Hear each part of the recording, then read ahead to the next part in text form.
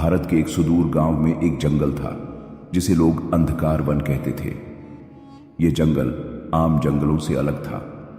यहां सूरज की रोशनी भी ठीक से नहीं पहुंचती थी। पक्षी तक इस जंगल में घोंसले बनाने से डरते थे।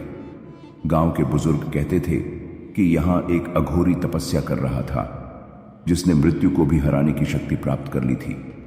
लेकिन हर शक्ति की एक कीमत होती है। लोगों का मानना था कि वह अघोरी अमर हो गया था, लेकिन उसकी कहानी का अंत भयानक था।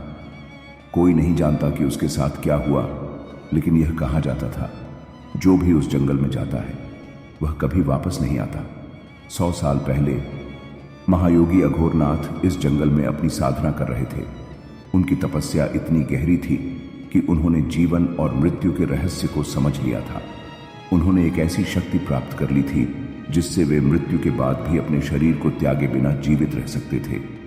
लेकिन शक्ति के साथ अहंकार भी आता है। उन्होंने स्वयं को अमर घोषित कर दिया। अब वे खुद को मृत्यु से ऊपर समझने लगे। उन्होंने यह मान लिया कि अब वे सृष्टि के नियमों से परे हैं। और फिर उन्होंने सबसे भयानक गलती कर दी।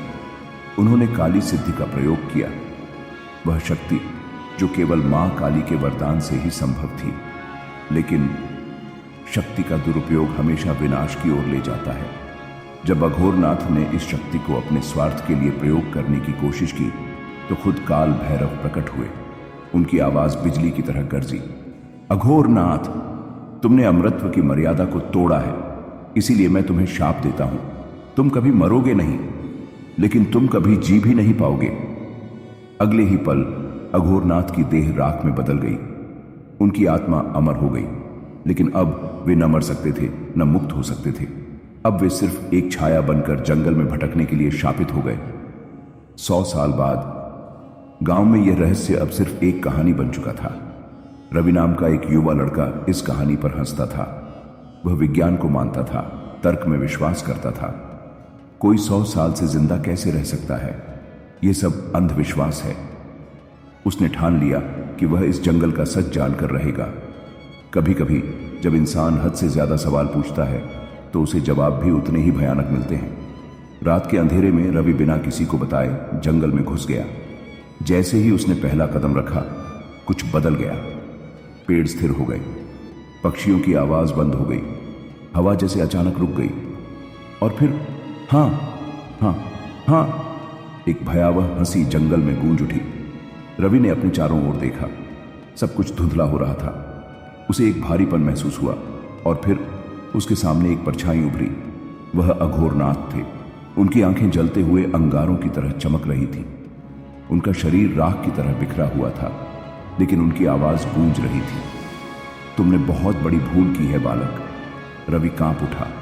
अघोरनाथ बोले, मैं मृत्यु को जीत चुका था, लेकिन अब मृत्यु मेरा ही पीछा कर रही है। भागो, इससे पहले कि मेरी आत्मा तुम्हें भी इस श्राप का हिस्सा बना दे।